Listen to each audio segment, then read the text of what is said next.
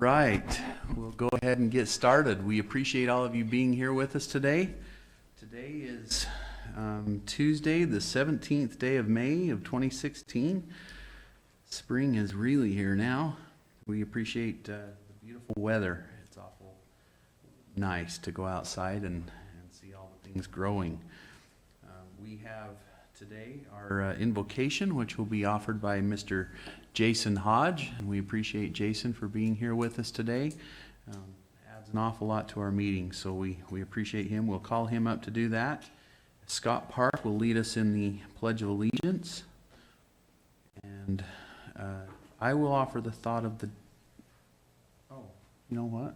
We'll split the thought of the day, all right? Sorry, I didn't see the invocation. So, all right, or I'll lead. I'll do it. If you have something, you can add to it. You can't change it up at 3 seconds before you tell me to do it. What do you mean? We changed it 5 seconds. Exactly. No problem. We'll work our way through that one. So Scott, come on up. Thank you. Or excuse me, Jason. Look at Scott behind you. Jason, Scott. Yeah. Thank you, Jason. Let's pray. Heavenly Father, Lord, we thank you that we were able to gather in this place. Lord, we thank you for this group that in the years of experience that they represent, the wisdom that you've given them. Lord, we thank you that you've given us good government in this country for many years, that at the national level you've given us our Constitution and you've limited the hands of the government so that the rights and the property of the individual could be preserved and protected. Lord, we thank you that you've given us our Utah Constitution. And you've also given us this county commission, Lord. You've given us our city government, Lord. All these things in your hands. We've received wisdom from you to separate the branches of government and to give each one separate responsibilities and make them co-equal with one another so that we could further protect our rights going into the future. Now, Lord, we know that as a county seat, Lord, they mostly deal with things of commerce and property and licensing and other things, Lord, but we know that you also have things to teach us about how government ought to behave closest to the people at this level. Lord, we know that you've granted them authority in Deuteronomy 1 and Romans 13. You've charged them with the requirement to protect the innocent and to judge wickedness and to punish evil. Yet, Lord, you've also limited their powers, and you've through the story of Naboth's vineyard and Ahab and Jezebel, you've taught that not even government, not even the king, has the right to take away what belongs to the individual and for themselves. Now, God, I pray that our government would continue to behave itself in a responsible way, Lord, that it would be blessed and touched by you, or that each individual would be conscientious, that they would recognize that false balance is an abomination to the Lord, that they would name things what they really are. They would give things a proper title so the people have an opportunity to decide for themselves a representative government that can choose whether they support or don't support these things. Now, Lord, for matters of money, Lord, we pray that you would keep us free of corruption as we look around the world and see so many governments that are bogged down and the people are oppressed because the people in power are mostly out for their own interests. Now, God, we thank you for the individuals that sit in these seats and for the track record that they've shown and the justice that they have doled out over the years. Lord, I pray that you would continue that trend. Lord, I pray that they would continue to look to you and want to know what your word says, because we can't follow you outside of the context of your word. Now, Lord, I pray that you would bless this meeting, and I pray that as they consider each item that they would look to the principles of Scripture to know what it is that you have to say. So often when we think that God is silent on a topic, it's because we've not read, we've not researched, we've not dug deep enough to realize that virtually every aspect of our life is in some way covered by the law of God.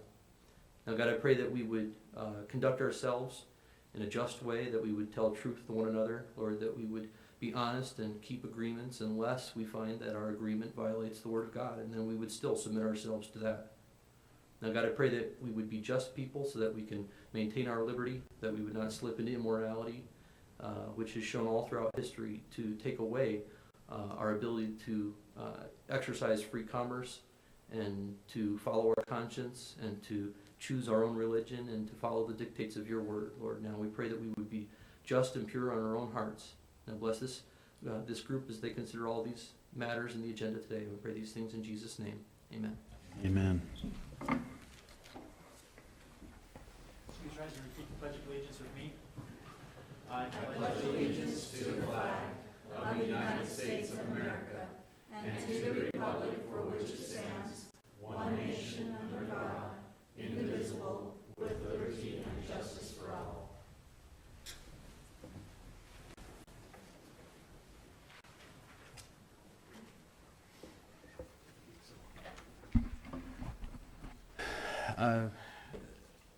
Jason, thank you. You don't need to come back. I just wanted to tell you thank you for that beautiful invocation. That means an awful lot to me. I hope that there's a whole bunch of people praying for us as we do this work, and we are grateful for those sentiments. Appreciate it very much. It's always good to recite the Pledge of Allegiance and remember what we are and who we are. As far as the thought of the day, the thing that I wanted to do today was to recognize and remember an individual who served here for several years, who I think was an example to me and someone that I looked up to very much at the time, and as well all the way through my service here. This morning, or late last night at some point, Mr. William Bailey, or better known as Bill Bailey, passed away after a long and successful and distinguished life, and of course as a Weber County Commissioner for it looks like 6 years, from 1984 to 1990. Also, he served as the mayor of North Ogden from 1973 to 1976. So he served in different areas of government, had a distinguished career as a private businessman, and did a lot of different things, but also found time to serve his community, and I've always had great respect for that. I thought it was interesting.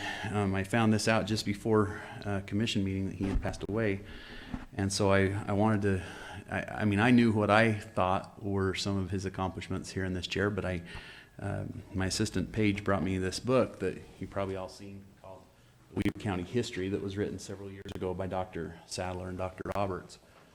And it's interesting because the things that it talks about Bill are some of the things that, exactly the things that I remember about him. One of the things I think that has become a lasting legacy is the desire that he had to see the Weber County Fairgrounds built and come to its present form. And he was a major driver behind that process. In fact, if you drive to the fairgrounds today, you will probably enter on Bill Bailey Boulevard, and there's some other parts of the fairgrounds that carry his name.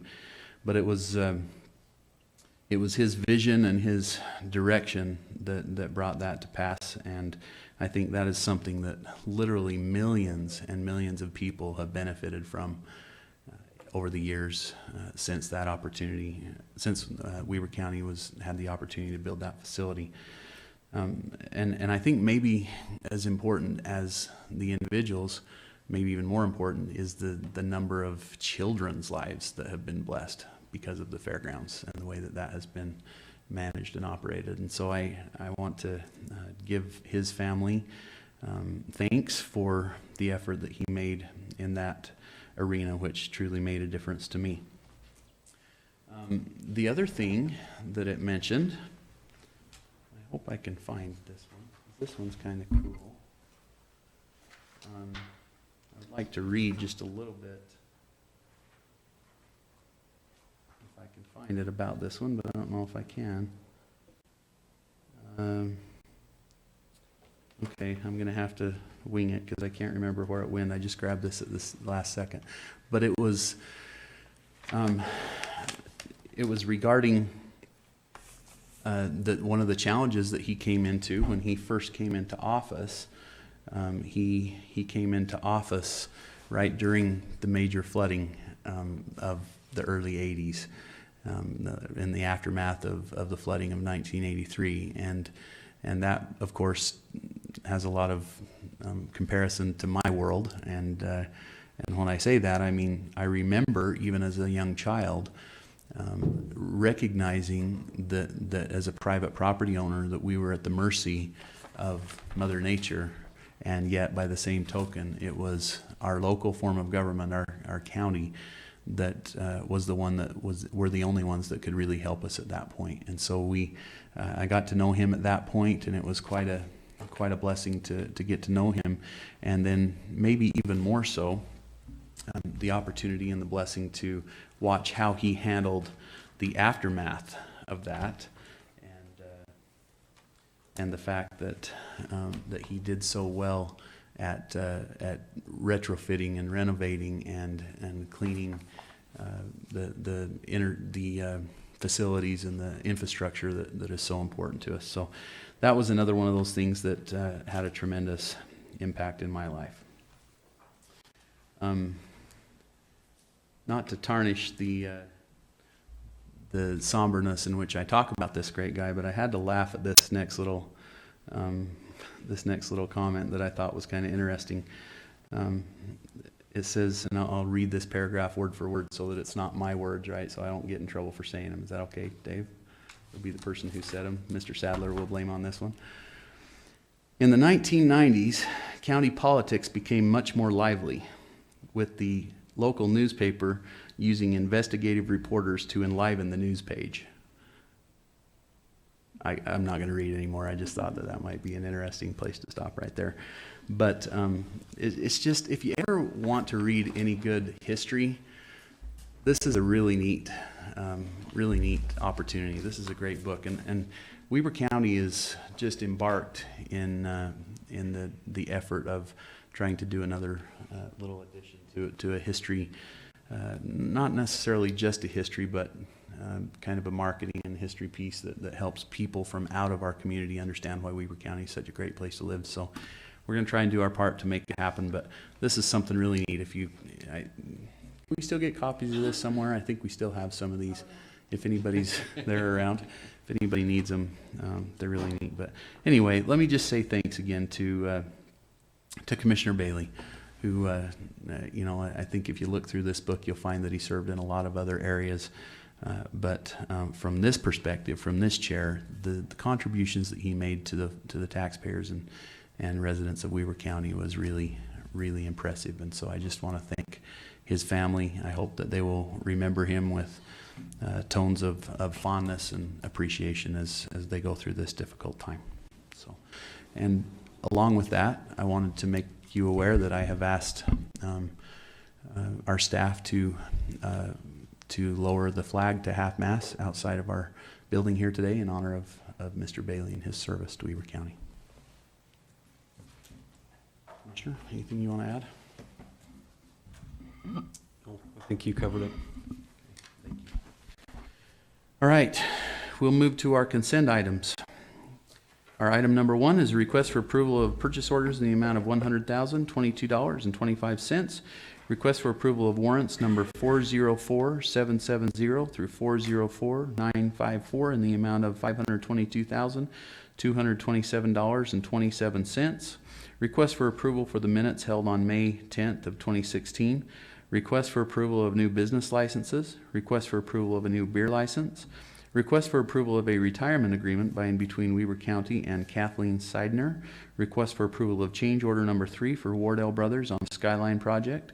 Request for approval of change order number 3 for Staker Parsons on the 3500 West project. And request to approve poll workers for the 2016 primary election.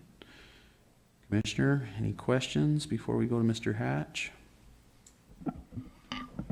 No. Okay. As a reminder for the public, I see some folks here that don't come often. I want to remind the public that these consent items come to us early on, and the commissioners have the ability to review those, which we do thoroughly. These are items that are what we consider to be boilerplate, so generally speaking, we can put them in a consent calendar, but at any time, if there are items that need to be pulled off or have further discussion, we can pull them back into a regular action item and have that discussion. And we also ask, even though they're on consent, that we ask our clerk auditor, Mr. Hatch, to give us a rundown and point out anything that might be of interest to the public. Because again, we are very, very cognizant. I think my experience has been more than any city or county in the state in the fact that we are trying to go above and beyond and making sure that the public has information in order to make good judgments about what's going on, including the fact that being the first county in the state to live stream our commission meetings and archive those on the web for public consumption. So, Mr. Hatch, anything that you'd like to point out on consent items? You bet. So we had 14 purchase orders this week for $100,000. That's primarily broken down into three main categories. 39% of that amount, or $39,000, was for the Golden Spike for the purchase of a used water truck. 29%, or $29,000, went to the transfer station to cover compost grinding and temporary staffing. 23%, or $23,000, is for the health department, and that's for a I know I'd mispronounce this, dynamometer replacement parts. And for our check run, we issued 185 checks this week for $522,000. 32% of that amount, or $168,000, was for our library construction, almost exclusively related to asbestos removal at the main library in Ogden. 14%, or $72,000, was for the jail, covering primarily inmate meals, utilities, and building maintenance. 6%, or $33,000, was for the landfill, and that was our C&D waste fees, construction and demolition waste fees. 9%, or $47,000, was motor vehicle registration payment to the state, and then payment to our financial software consultants for our financial software package. That's it. Okay, any questions? It's nice to get the asbestos out of that building. Boy, that can be a crazy thing sometimes, that asbestos stuff. So, okay, if there's no other questions, consent calendar, we can have a motion to approve. I'll make a motion, we approve the consent items as read. And I'll second. Discussion to the motion? Okay, seeing none, all in favor say aye. Aye. Aye, any opposed? It's unanimous. Okay, to our action items. Action item number 1 is a request for approval of a resolution of the County Commissioners of Weber County appointing members to the Weber Housing Authority Board. Andy Beatles, if you'll come up, we appreciate you. What you got for us today?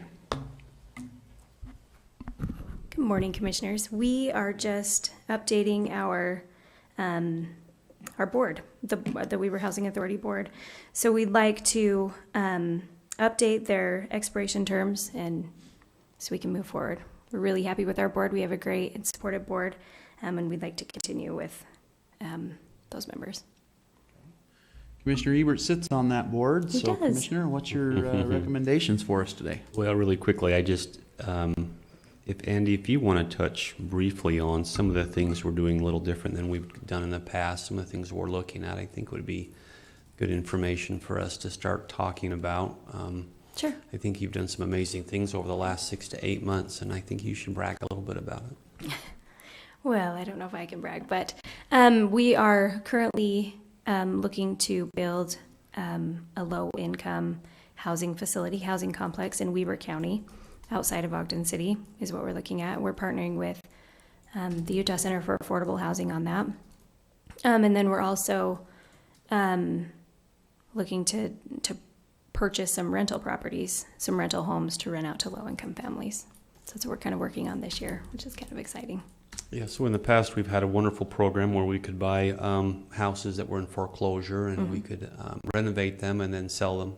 And now there's a new program where actually we can purchase those homes, renovate them, and then lease them or rent them out and provide some additional housing stock. Right. So, I mean, I'm very impressed with the vision that Andy has laid out and the tremendous amount of work that you've done on that. Thank you. And the purpose then again is to create more housing stock outside of Ogden City. We have been identified from the state or through the state as a county that is a little low on our housing stock for low income. And as a housing authority, I think we prioritize that. So wonderful. Thank you. Any other questions? Just what was your recommendations on on the board appointments? You betcha. I'll make a motion that we recommend retaining Mrs. Gloria Frohr and Mr. Bob Hunter to the Weber Housing Authority Board Resolution 13. through Resolution 13. You okay with that, Andy? That would be great. Okay. Thank you. From my understanding and my recognition of the work that they've done, I think they've both done a good job and a wonderful job. We appreciate their service, and I'm happy to second that motion. You bet. Gloria is presently the chair and is moving the ball down the field as only Gloria Frohr can do. So, Commissioner, Call vote on the res? Commissioner Ebert, aye. Chair Gibson. Aye. It passes, thank you. Okay, Douglas, our next item is a request for approval of a contract by and between Weber County and South Ogden City for fund capacity and improvements on 40th Street. Commissioners, good morning. Good morning. If I may, Mr. Chair, just make a kind of a side comment, certainly related to this agenda item. Just lead in and say that this is an $8 million transportation project that would not happen without our local funding support that the Coggin County administers. So it's a great project. 40th Street in South Ogden City. This is actually an amended, as you indicated, local transportation funding agreement. We first approved $450,000 from our local corridor transportation funds back in 2013. And subsequent to that, South Ogden City spent a considerable amount of time looking at the project, specifically with UTA and thinking through their right-of-way needs as future phases of the transit system that is starting with Ogden City will evolve and expand. Certainly 40th Street is likely to be phase 2 of that project. So this amendment is really tied to anticipating the future of the transit system in Ogden and South Ogden, and certainly providing funds to get sufficient right-of-way now will be much more cost-effective than in the future. So this amendment increases our contribution to right-of-way expenditures from $450,000 to $706,250. If you have any other questions, I'd be happy to answer them. I do not. No questions. I think just a comment of the success of this funding source and how this has been working, and we just appreciate all of these communities getting together in a collaborative way and working towards meeting these regional transportation needs. And I think we're really seeing the benefits of that now, as we've finally had enough money in the account to do some of these projects, and we just appreciate your staff, Douglas, as well, for doing such a good job of administering these funds, and the COG certainly shows great respect and gratitude for what you're doing. So we pass that on. Yes, thank you. We appreciate the opportunity. Okay.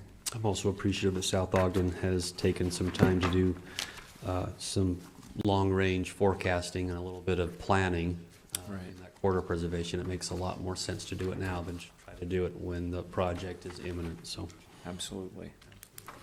I'll make a motion that we approve contract by and between Weber County and the South Ogden City for fund capacity and improvements on 40th Street. Got it. And I'll second the motion. Any further discussion? Seeing none, all in favor, say aye. Aye. Any opposed? It passes. Thank you. Ask for a contract number. There's no number on that. Just amendment. Okay, thank you. The new system, we don't put a number on it. We just right. The contract number is $706,250. Okay, Jared. Next is our request for approval of the interlocal cooperation agreement with Taylor West Weaver Water on the 3500 West project. Good morning, Commissioners. Good morning. This is similar to an agreement that we brought before you maybe about 3 or 4 weeks ago, but as we're working with public utilities in these roadways that we're working on, we're letting them know that we're coming in, digging the roadway down, and it's an opportunity for them to upgrade their system as we come in. It would save, the construction costs that we're going to be putting into taking the road out and putting it back in, that'll be the savings they'll see. So Taylor West Weber and communications and talks with them, they've decided to upgrade their system on 3500 West, and this is what this agreement entails. Okay, great. I love that concept of measure twice, cut once. Yeah. So it makes a lot of sense. And that one is coming along. Give us a brief update on the project and how we're coming on it. Well, if you've driven out there lately, it's a mess. Yeah, Which I means know. that's a good thing. Yeah. So they've actually, there's a good section of it. I drove it over the weekend actually, where they've pulled all the asphalt off. So we're getting through it bit by bit. It's actually quite messy, so avoid it if you can. But we're actually looking to get that completed by the end of the construction season this year. And what's the estimated approval date? Or Phil. completed date, I'm sorry. Completed day to be end of fall, so October, November, right around in there. All right, sounds good. Hopefully before the snow flies. Yeah. All right, Commissioner, would you like to make a motion? And I'll make a motion that we approve of the interlocal agreement between Taylor West Weber Water on the 3500 West project in Weber County. I'll second. Any further discussion? Seeing none, all in favor, say aye. Aye. Aye. Any opposed? Passes. Item number 4 is the approval of a professional services agreement by and between Weber County and CRS Engineers for surveying and design of the juvenile detention facility roadway and intersection. This is, as you know, with all the funds that have been appropriated to the youth detention facility, we needed to get design and surveying done for the roadway that comes into there. The county's going to do that part of it. We went through the procurement process. One of the key things that CRS Engineers rose to the top was their experience of the site. They actually designed the sheriff's complex out there. So they have a good knowledge of and understanding where all the utilities are. Excited to get them on board, excited to get this work done as soon as we can so we can move forward with this project. We're excited to move that project along also. It'll be nice to get that road realigned so I don't have to drive illegally across two sets of solid lines to go into the sheriff's. I didn't hear anything. You know, I think this is a good time to mention the groundbreaking. I don't think we ever did that in this meeting.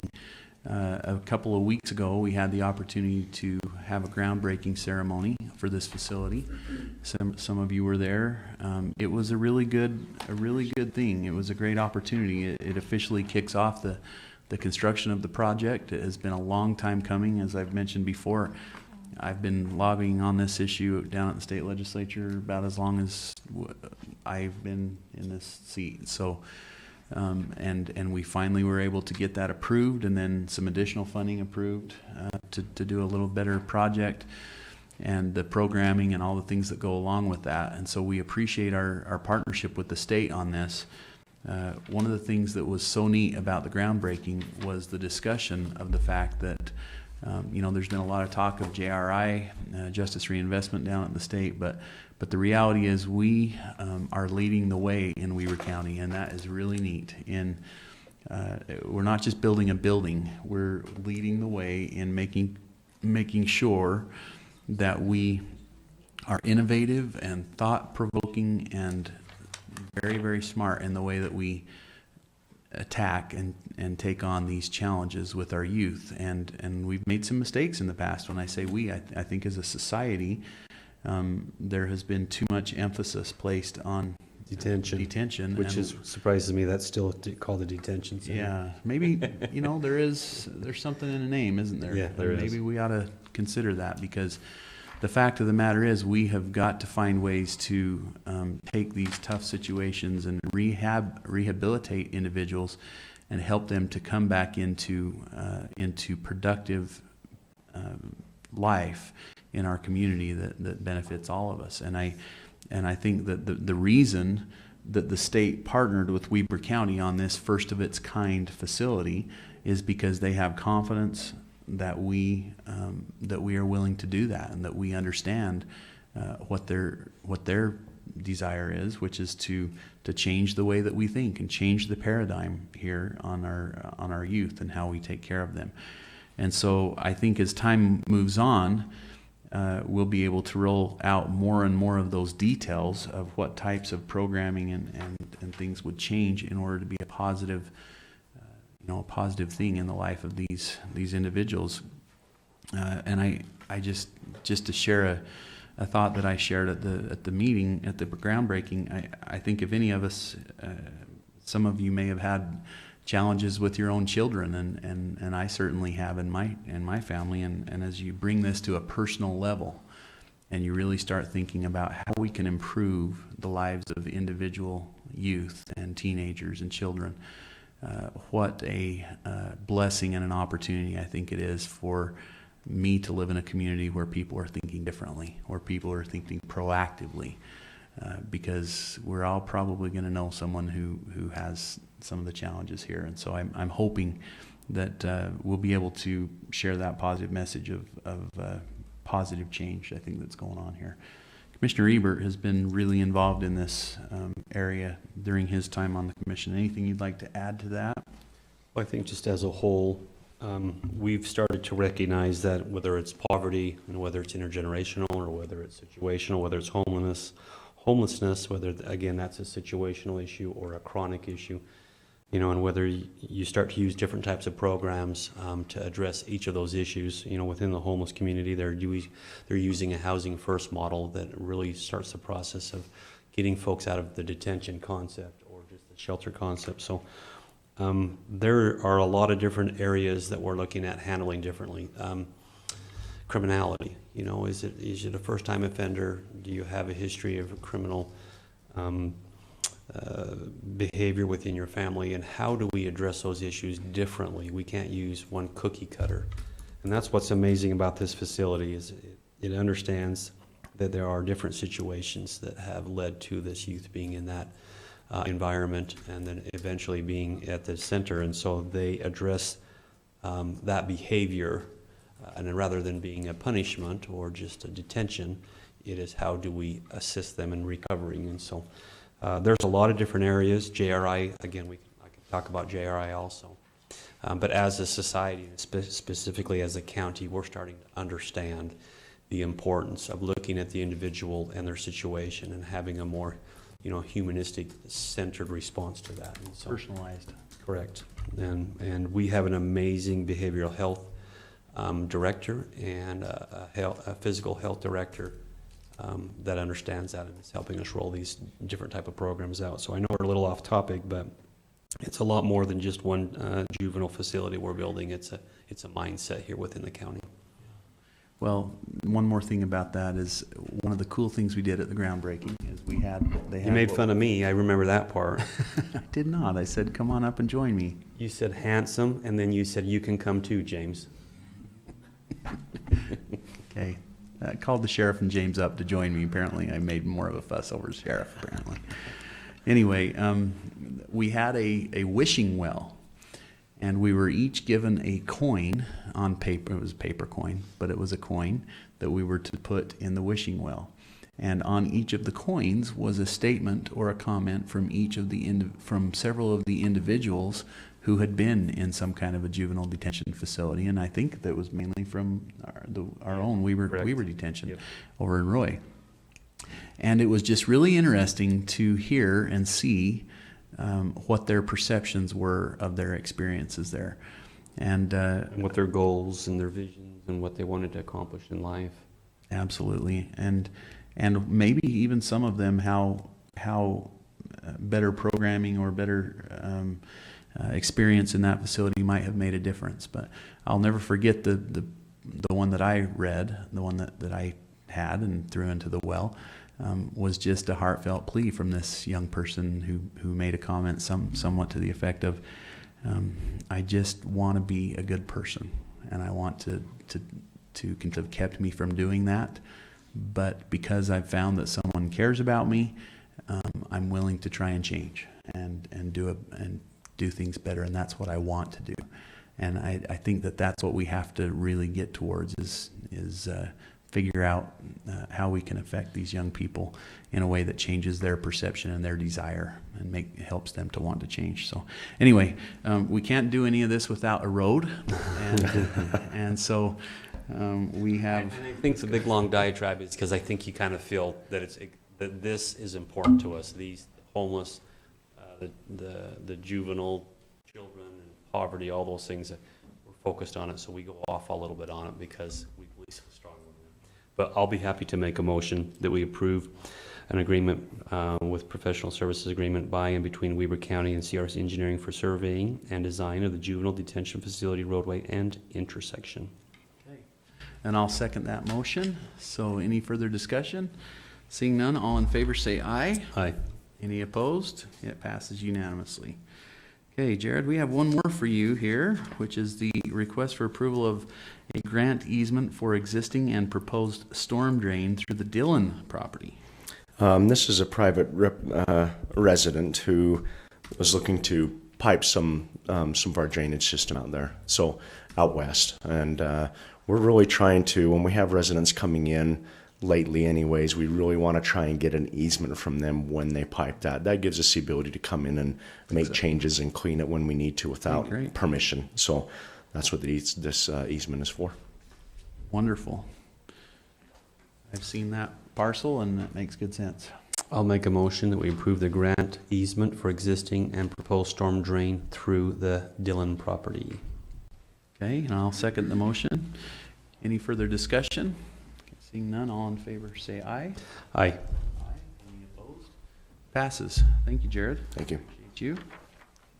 Dealt with county problems which included major spring floods of the Weber River that did an estimated $750,000 in damage to public lands, over $1 million in damage to private properties.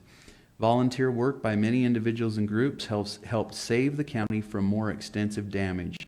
The floods left to some projects developed by the state and national agencies. I just think this is really cool because it's deja vu, right? State and national agencies to prevent further widespread flooding. From these flood difficulties came a Federal Army Corps of Engineers project to clear the Weber River of debris and overgrowth by dredging and clearing trouble spots that build up and overflow during the heavy runoff season. A State of Utah project to build pumps. This is where it gets interesting. Out on the Great Salt Lake, near an official level of 4,200 feet, also came about at the same time. I just thought that was interesting. The catch is we're gonna keep maintaining the road, right? We're not gonna go from 1983 to 2011 again. We're gonna maintain as we go. So anyway, another accomplishment of Mr. Bailey. All right, so Scott, we have the presentation of the 2015 financial report. So that's you. Welcome. All right, and if you notice, I'm also presentation of the 2016 first quarter. We're doing them together. Yes, do those together. Yep. Okay. We brought up a new accounting system on January 4th, and a lot of time and effort was put in to make sure that everything was working on that. And so we're, a little teeny bit behind on our quarterly or our 2015 report, but still within the guidelines set by the state. So we're okay with that. Just a brief report. We are currently under audit.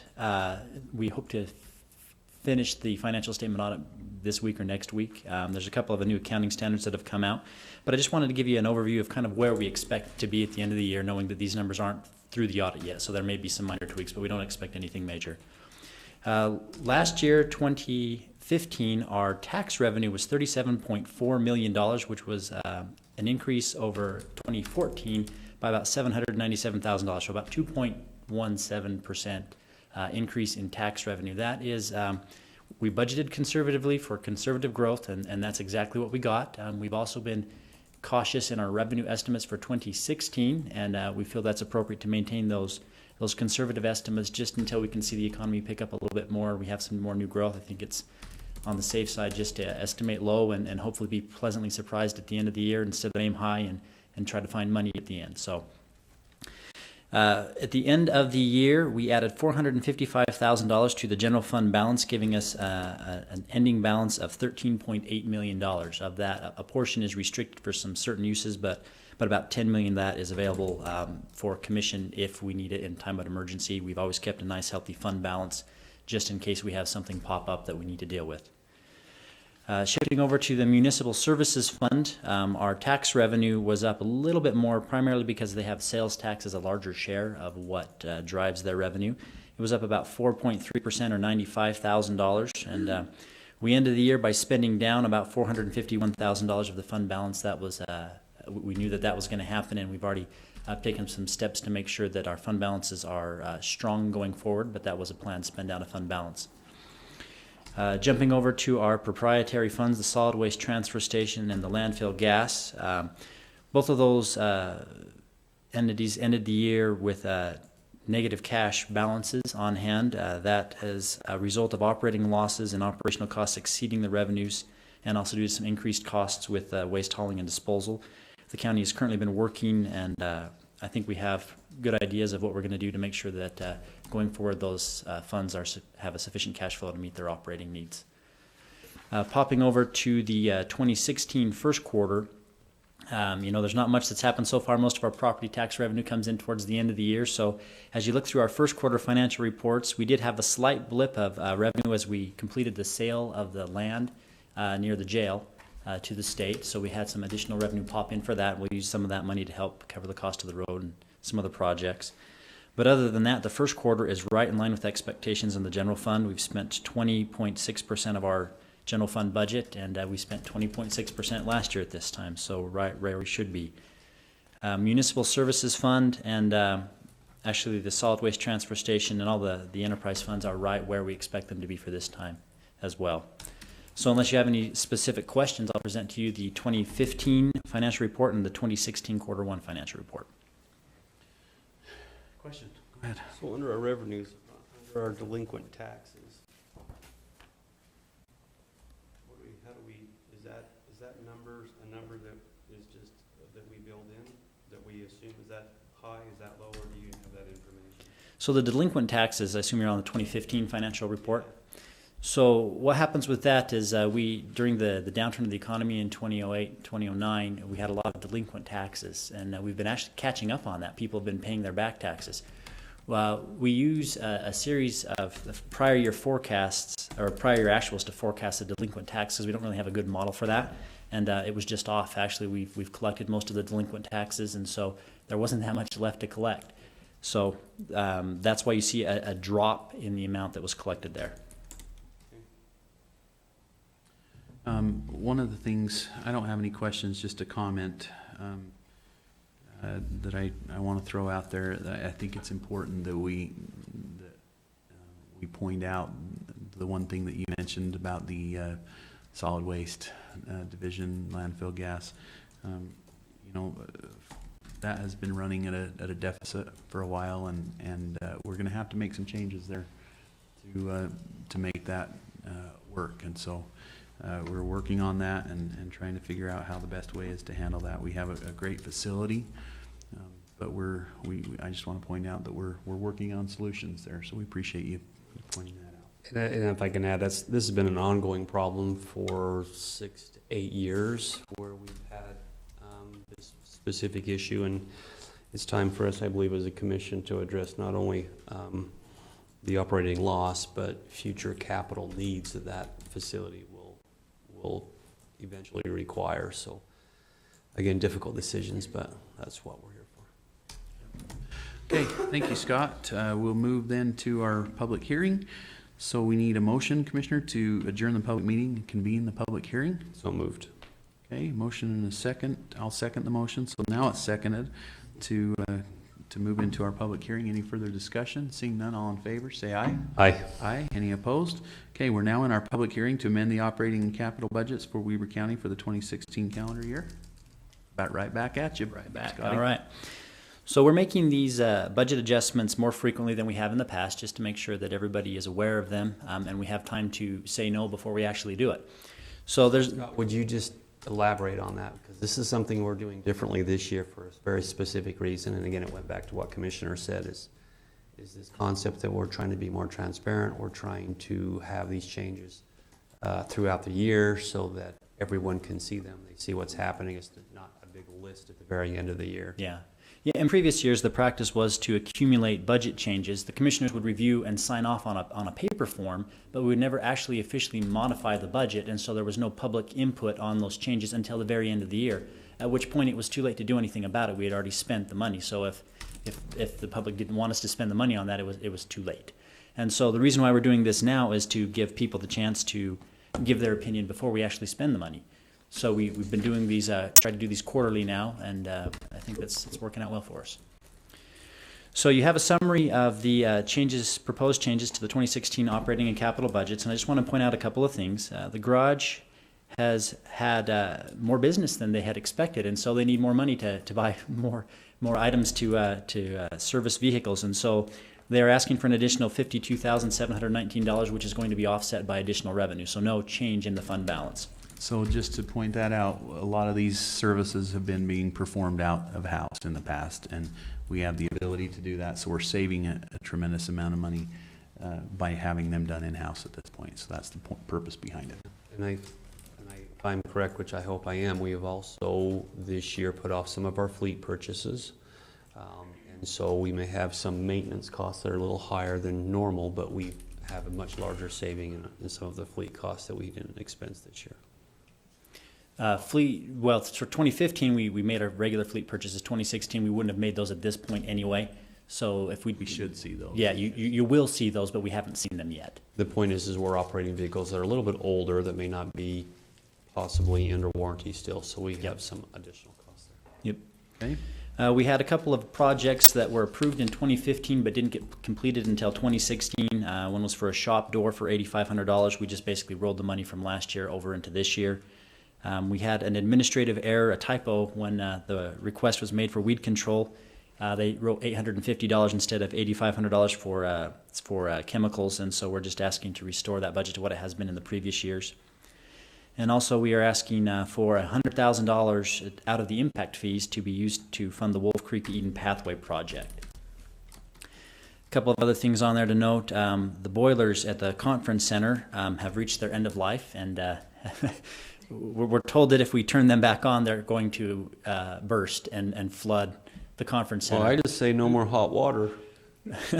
Who told us that?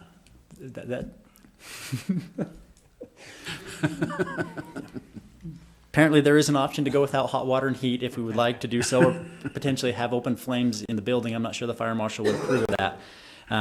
But we do need to fund the replacement of those boilers. We put $325,000 in. That was based off of some initial estimates. Some revised estimates have come in a little bit lower, but we wanted to have enough money in the budget that if there's some additional costs that we can cover that. And if we don't spend it, we can save it.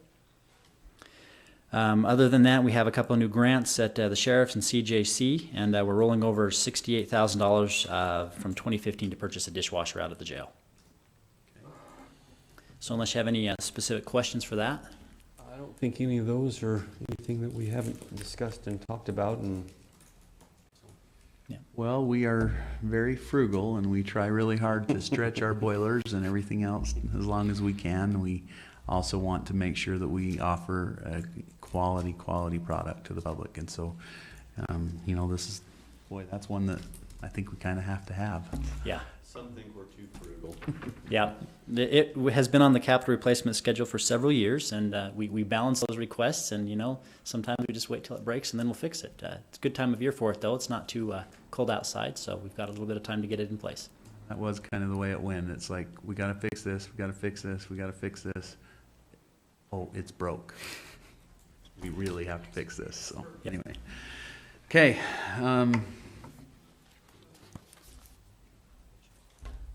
okay, so, are you done then? We're in the point of our public comment, in our public hearing. Are there any from the public who would like to comment, regarding the, capital budgets for Weber County for the 2016 calendar year?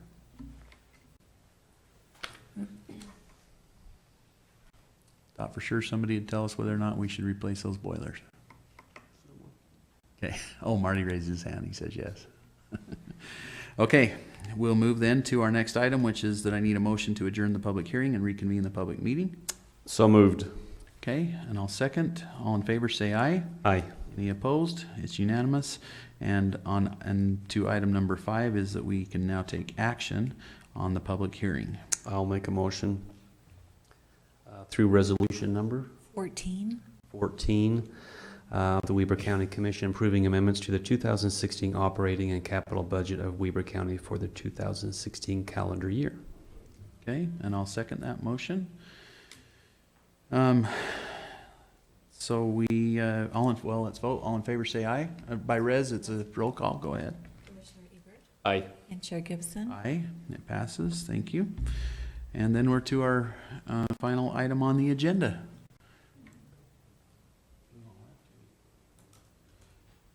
Oh, that's not on there this time. Okay, sorry, so is there, on our agenda, we must have missed our public comment, our general public comment period that we usually have, even if we do have a public hearing. Is there anyone from the public who would like to comment today? Sometimes I follow the agenda and forget if we missed it. Doesn't look like there is any. Going once, going twice. Okay, I'll make a motion, we adjourn. okay, and I'll second that motion. All in favor, say aye. Aye. Aye, we're adjourned. Have a wonderful spring day, all of you. Enjoy. It's gonna get hot here soon. Here if someone wants a history book.